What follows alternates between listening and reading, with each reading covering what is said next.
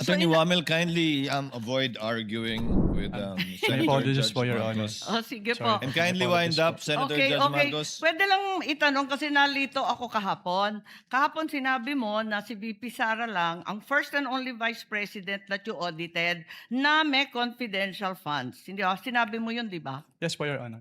Tapos, kahapon, nung pinakita ng depensa, yung SARO na si VP Binay noong 22 December 2014, may binigay na 6 million kay VP Binay ang DBM.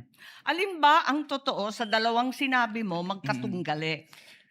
Yung pinakita po kahapon ay special allotment release order po. Ano.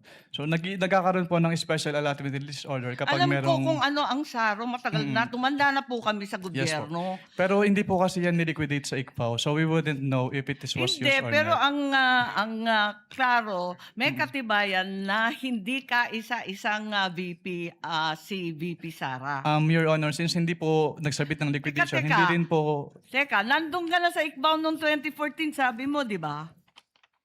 Yes po. O kaya nga, Opo. o di kahit si VP Binay may confidential funds, the only VP audited was VP Sara. Ganun ba yun? Since si VP Sara lang po yung nagsubmit ng liquidation. Pero Ba't hindi mo alam? if I may clarify po. Ba't hindi Wind mo up. alam? Nandun ka na noong 2014. Dapat Opo. alam mo yun eh. If I may clarify po, Your Honor. Since wala pong budget dun sa GAA as to confidential fund at hindi naman po nag-liquidate si BPB9 nung kanilang confidential fund. So hindi po namin alam kung ginamit at hindi na po nakarating sa Hindi, COA ang yung tanong, SARO po. nabigyan ng confidential funds, humingi at nabigyan. May SARO eh. We wouldn't know Yun if lang it is naman ang used po. tanong eh. Of course, you know, may SARO. Sinabi mo nga, totoo yung sarong yun. Anyway, alin ang totoo? Si VP Binay o si VP Sara? Talaga bang totoo yung dalawa o iisa lang? We don't know. Based on our records po, si VP Sara lang po yung may liquidation. So maraming we don't know ang COA? Ganun ba yun? Based on our records po, si VP Sara lang po yung nag-liquidate nung confidential fund.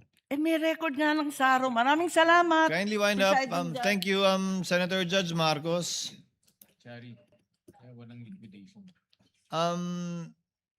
To clarify and finish that point,